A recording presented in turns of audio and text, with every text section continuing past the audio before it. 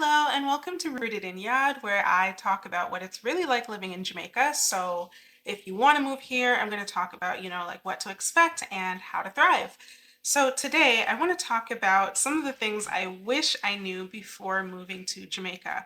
I did initially write like four things, but I don't know, I think I might talk about eight. Eight? We'll see.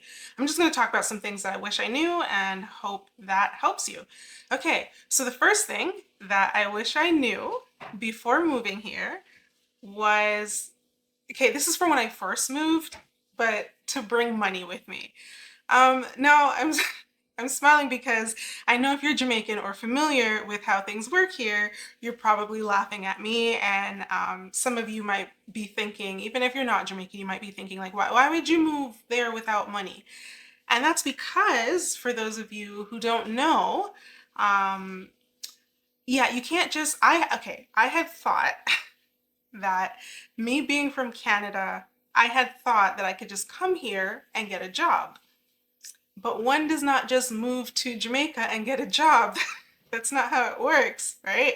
And I didn't realize that, right? And I mean, just to explain, you don't come here and get a job, and that's because the pay is so terrible.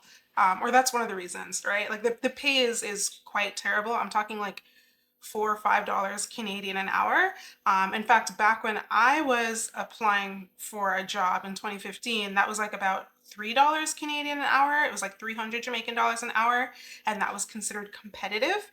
Um, but again, I did not know this before I moved here.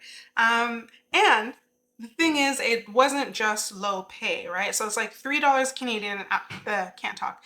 It's like $3 Canadian an hour with attitude. So it's not only are they paying you low, or me, right? Not only were they offering low pay, but also I have to go into work and wear a hot blouse and wear a skirt and wear pantyhose in this hot weather. No. And then And then when I had got there, and I had done the interview and I was like filling out certain things, it was kind of unclear because like I was here, but then my address was still in Canada. I had address here and in Canada. It was just kind of weird, so I wanted to clarify some things. And the woman who was there made me feel like an idiot for trying to clarify something. So like they did offer me the job, but then I said no, because for the low pay, and then they want me to wear all of that hot stuff here, and I'm barely wearing anything at that time and sweating buckets, and then getting attitude for asking a question. I was like, no, I'm not doing this. Um, but yeah, I wish I had known. You cannot just come here and expect to find work. The pay, if you are a foreigner, which you might be if you're watching this, right? The pay is you're going to find it offensively low, for one, but then I also find that the expectations are ridiculous. Like what they expect from you is ridiculous for such low pay. Like they wanted me to wear, and let me just explain, they wanted me to wear blouse and skirt and pantyhose and closed-toe shoes to go into a call center where no customers are going to see me. I'm literally only going to be around other employees, but they want me to dress up, and then I have to be there before a certain time. No, no. So yeah, so I did not get a job. Yeah. And I know some of you also might be thinking like, oh, okay, but still, why didn't you bring any money with you? Like you're moving to another country. You knew you were moving to, why didn't you? Um, that is also because, so when I just got married, that was about 10 years ago, right? And that was my first time moving here. I had just finished school that year, right? And so what I was doing was I was working and paying for my school. So I didn't have any school loans. All of my money went to school. And I think I was just so excited to get married that I don't know, I just didn't really think about it. And then I came here and like my husband had a job. So I'm like, oh, he has a job. I mean, I knew how much he was getting paid, that I should have thought about that a little more, but I didn't. No, we did not. We just wanted to get married, okay? We just wanted to get married. And we had some struggles getting there, not from us, but just from the process. So we were just happy to get married and be living together at that point. So, um, yeah, I think I just assumed that Jamaica was like Canada. And I don't think I'm the only one who assumes that. There's a lot of expats, a lot of people who move who they go to the new country with the same mindset or expectations they had from their country of origin, and you can't just do that. It doesn't matter where you go, you can't just do that. But I did not take that into consideration, so that is why I did not move with money. Now, for you, yes, I would say, come with your coins because things are a lot more expensive now. I mean, I still find it more affordable than Canada, but it's still it's a lot more expensive than it used to be, right? So for example, this place that I'm in right now, it is 2 bedroom, 1 bathroom, living room, kitchen. It's like a self-contained, detached home. There's no one above us and there's no one below us. And we have a little bit of land and there's a driveway. Like it's like a little bit of land, but whatever. And there's a driveway, right? Now, back then, when we were renting this same place, because this is the place that we literally moved into when we got married. Back then, when we were renting the same place, it was about 28,000 Jamaican dollars per month. So that's about $280 Canadian per month, right?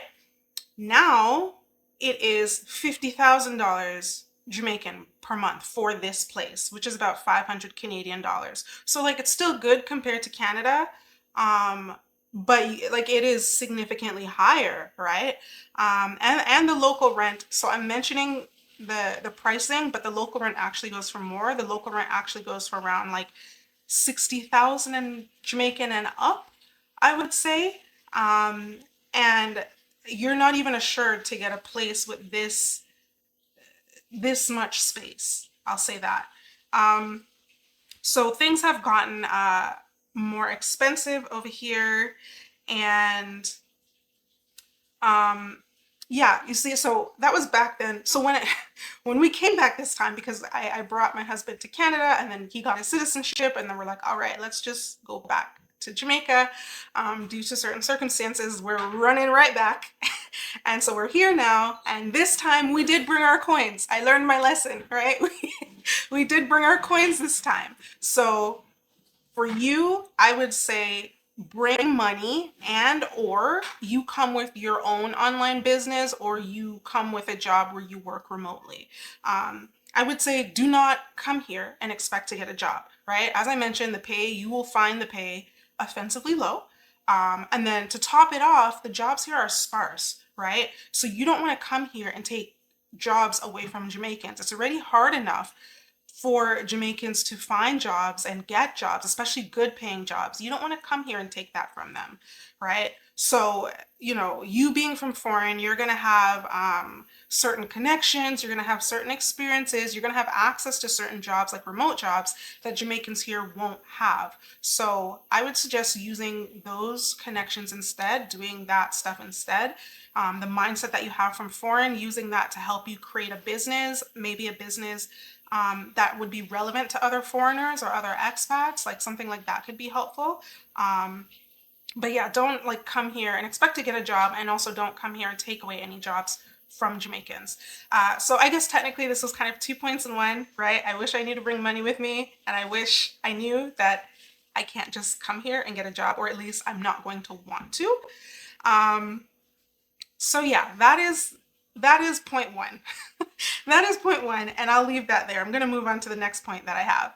And the second thing, and hopefully these next points will be kind of shorter, but the second thing that I wish I knew before moving here was about the outages, right? And that's so that I could bring certain things with me. So when I say outages, I'm talking about the utilities. So the thing is, Jamaica is still a developing country, and it certainly was back then, 10 years ago when I got married and moved here.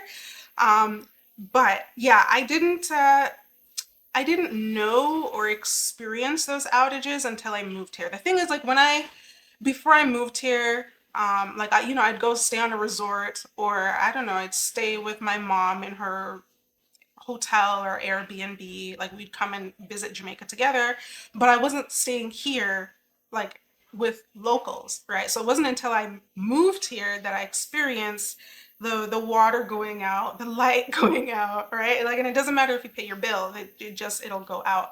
And I will say it didn't impact me much, and that was because you know, obviously I moved in with a Jamaican, and then we were also living with my sister-in-law. And because the family is close, like we had help. My husband and my sister-in-law could help me understand, okay, when the light goes out, it's okay, this is how you deal with it. When the water goes out, it's okay, this is how you deal with it. But if I had known, then there would have been certain things that I could have brought with me from Canada here that would have just made things a little easier. Yeah. So yeah, that's what I'll say there. And I think later on I'm going to create a video about like how exactly you deal with that when the water goes out, when the light goes out. And to be fair, like I'm not trying to scare anyone. It doesn't go out for long. Um, and it seems it doesn't go out as often as it used to. Back then, I think it went out a little more often. Now, the water barely goes out, and the light, I mean, the light had gone out this week, but it was only for like an hour or two, maybe. So like it wasn't that bad. Like we can survive for an hour or two at night when we should be sleeping. We can survive without light at that time. Okay. So the third thing that I wish I knew before I moved to Jamaica was about the bugs. I mean, some people might be like, of course there's gonna be bugs. You're in the Caribbean, it's hot weather. Okay, well, I didn't, y'all, there's a lot I didn't know. I did not know that. I did not realize the bugs, just how much bugs I would experience. It's not, I can handle it now. Like I understand. It's not like there aren't bugs in Canada. There are bugs everywhere. I understand, but there's I experienced a lot more than I had anticipated. And I will say that it doesn't matter like how clean you are, uh, you will still get bugs because they just come in from outside. Like you have let's say you have the doors and windows open, even if they have mesh on them, you're still gonna get bugs. You're still gonna get, you know, creepy crawlies, ants, things like that. Um, and I will mention, I'm gonna probably give a couple stories. But one thing I noticed people did not, I never heard anyone talk about this, was roaches. I know some people are gonna be like, what? It's like, okay, in Canada, in places like that, if you have, let's say you're in an apartment or something, if you have roaches, that's because likely there's someone nasty living in that building who brought in those roaches, right? If you're in a house and there's roaches, there's likely someone nasty who came in and brought in those roaches. I said likely, not always, but likely, right? Over here, the roaches come from outside. Like it doesn't matter how clean you are. In one apartment that we were in, and I'll say this with the ants too, right? The ants they will come in because they just come from outside. Or I should say, they come outside. I feel like when the places are built, I don't know, they're built bad or built a certain way, because when I was staying at the resorts, I never saw a roach. Maybe I saw an ant, but I never saw a roach. So like I didn't expect that. But the thing with, I think just sometimes the way they build these houses, where the excrement from the toilet leaves the house, it's like right next to the house. And obviously there's going to be roaches in that compartment. Um, and then they just kind of find their way into your house.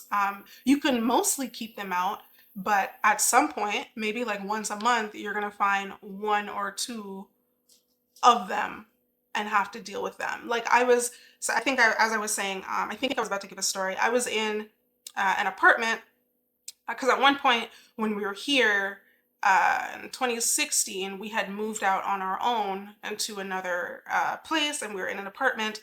And I had ants. I mean, I think we just had an infestation. So maybe this was a little bit different, but like the drain in the sink, I couldn't leave anything in there. This is why I'm like, it doesn't matter how clean you are. I couldn't leave a crumb in there, because if I left even a crumb, the ants would come up from the sink drain and just be all up in the sink. For the washroom, I watched a roach crawl out of the washroom sink. Like you know that hole, there's like a little hole that's like on this side of the washroom sink. Some of them. Or like the bathtub, there's like that drain part to make sure the bathtub doesn't overflow. I watched a roach crawl out from under there. Yeah. Um, Yeah, so that's what I'm saying. I've never, like, I don't know, I've never heard anyone talk about these bugs, but you have to be aware of them, especially if you're living like a local. As I mentioned, on the resorts, I've never seen any of these things. I didn't experience any of these things. Even in some of the, I think some of the Airbnbs we stayed at, I think there was one apartment where I saw one roach and it crawled up on me and I screamed.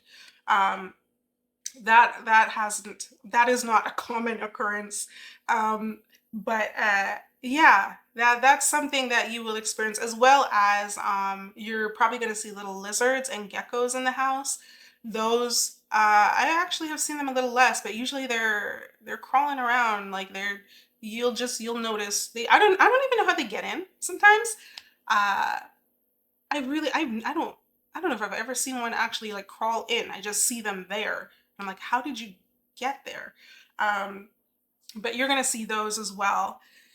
But those are the bugs that I have experienced, and those are the bugs I want you to be aware of. So come with your, they have like there's bug sprays and stuff here, but I don't know, maybe you can, if you send yourself a barrel when you're coming, you come with something that's a little more powerful.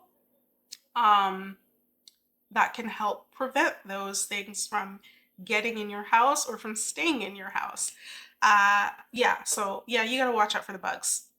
Even just the ants. The ants are just, they're annoying. I still can't completely get rid of them. Okay, I'm gonna move on to the next point because I've talked about this a bit.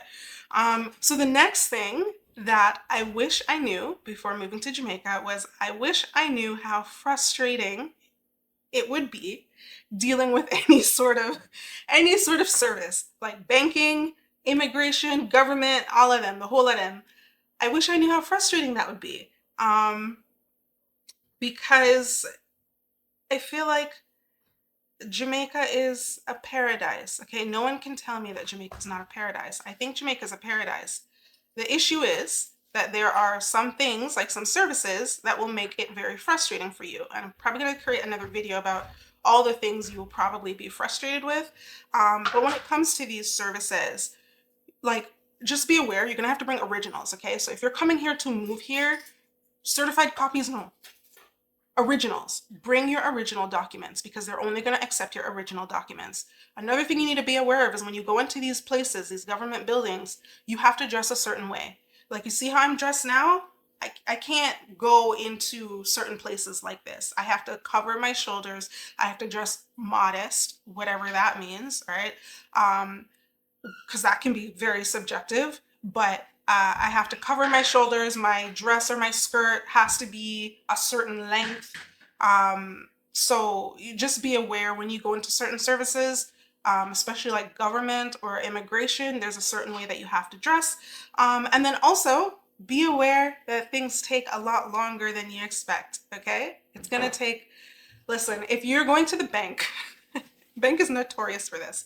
If you're going to the bank, um, and something should, you're doing something that should take a few minutes, expect to spend a day.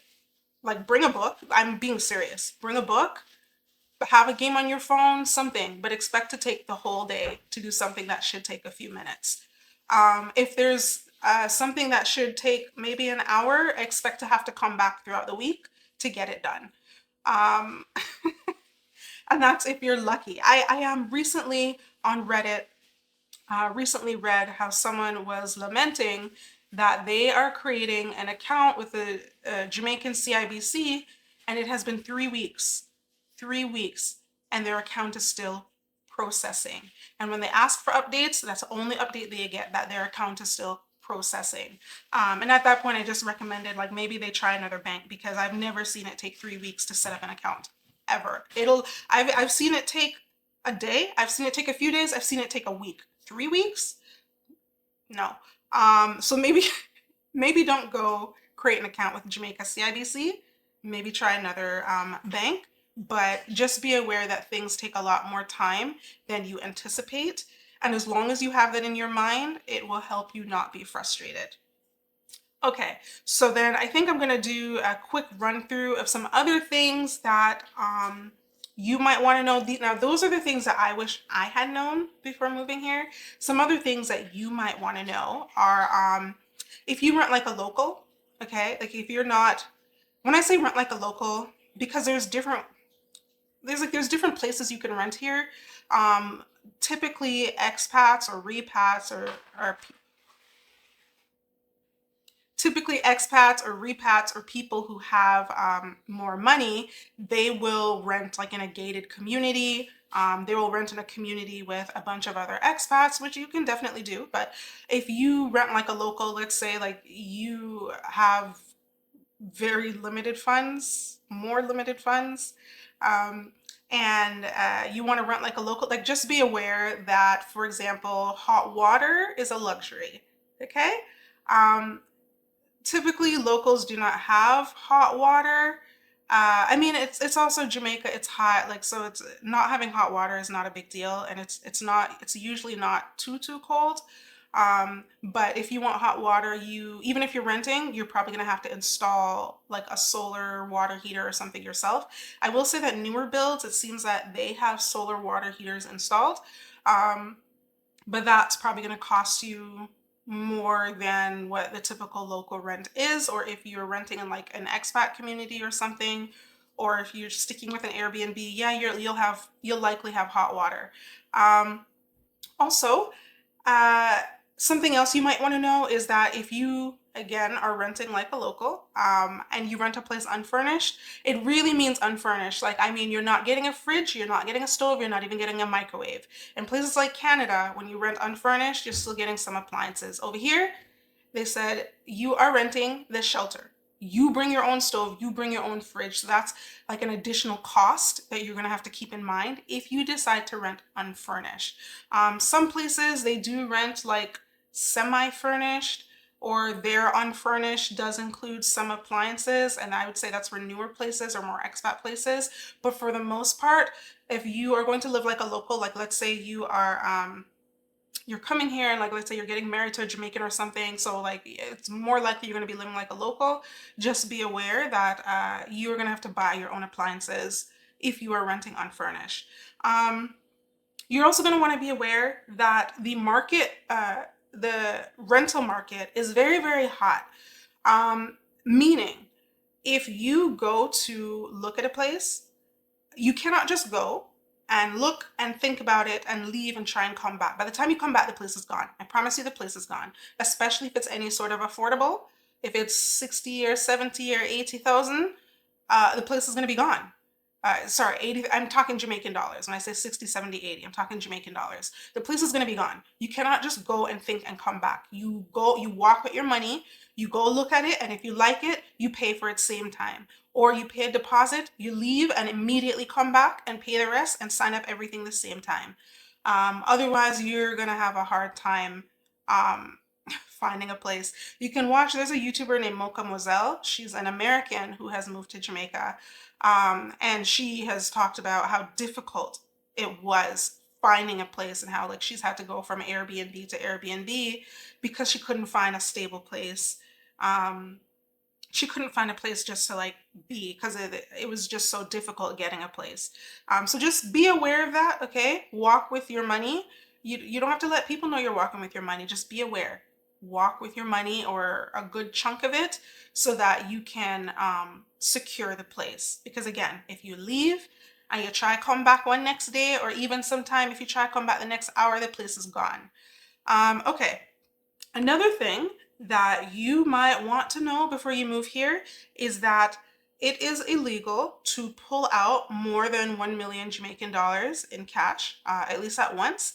And that's about 10,000 Canadian dollars, which isn't much. And maybe they did it to try and stop scammers. That didn't stop anything. But just be aware of that. It is also illegal to make a purchase in one day over 1 million Jamaican dollars, which is a problem if you are you move here and you're trying to buy a car. You will not be able to go to the car place, like the car market or whatever, and buy a car and leave with it the same day. You're just be aware you're not. This is something that I learned recently, like last year, late last year, or the year prior. I think it was late last year. or early last year that I learned you can't just do that. Yeah, so just be aware. As I said, things take time, things take longer. Um, there are things that are going to frustrate you, and this may be one of those things if you're not aware. So just be aware that you cannot just, if you're going to buy a car and it's going to cost over 1 million Jamaican dollars, and most of the decent ones are going to cost that, even if they're old, most of the decent ones are going to cost over 1 million Jamaican dollars. So just be aware that you will not be able to leave with it same day. You're going to have to pay and then leave and come back and pay the rest, and then you can leave with the car. Um, and then I think the last thing I want to throw in here is that one thing you might want to be aware of is that Jamaica has dogs and Jamaica has stray dogs. And I'm kind of laughing because I had a friend ask me like, "Oh, does Jamaica have dogs?" Yes, Jamaica has dogs and Jamaica has a lot of stray dogs. Probably throughout my videos you might hear maybe not this one. They've been quiet tonight. But throughout my other videos, you might hear dogs barking in the background. I do not have any dogs. Those are the dogs. Those are the stray dogs from outside, the mongrel dogs. And yeah, if you are, I don't even know if it's, you just have to be renting like a local. They're everywhere. They're literally everywhere, walking around everywhere. And they usually avoid humans, but and I mean, I guess a couple of puppies are friendly, but they usually avoid humans. And if you find that a dog is looking a little suspicious, it's getting a little too close, and you're not getting good vibes from the dog, if you just pick up a stone or a stick, they know what that means and they will back up. Okay, so don't be afraid of the stray dogs. They generally won't do you anything. I've been here how long? I've never had an issue with the stray dogs ever. So they're not really anything to be afraid of. And again, if it looks like they're getting a little too close or they might become aggressive, you pick up a stick or you pick up a rock, a good sized stone, and they'll know, okay, let me back up because I know what that means. Um, and for those of you who don't know what that means that the dog will expect you to chuck the stick or rock at them, so they will back up. Because I guess if they have attacked people here, that is what people do. Um, because no one's gonna get attacked. They're gonna do what they need to do to not get attacked by a wild animal. And I guess the dogs have they have learned this over time collectively to keep their distance and not bother people. But generally, they're not going to bother you. They're just going to like roam the street and bark and then roam the street and go find something to eat. Okay, so that's it. That's where I'm going to leave it for today. So these are the things that I wish I knew, or these are the things that most immediately came to my mind. I hope you found this helpful or relatable or at least entertaining. And if you did, do leave a comment and let me know. Also, if you have lived here, or you are living here, or you recently moved here, I mean, I'd love to know what you think that people should know before coming here. If you think I've covered everything, or if you think there's certain things that people need to know, let me know. Like, leave it in the comments, because you know it'll probably help other people, and it might help me as well. So yeah, that is it. Um, Again, hope you found this helpful. In the meantime, thank you for watching this video, and I will see you in the next one.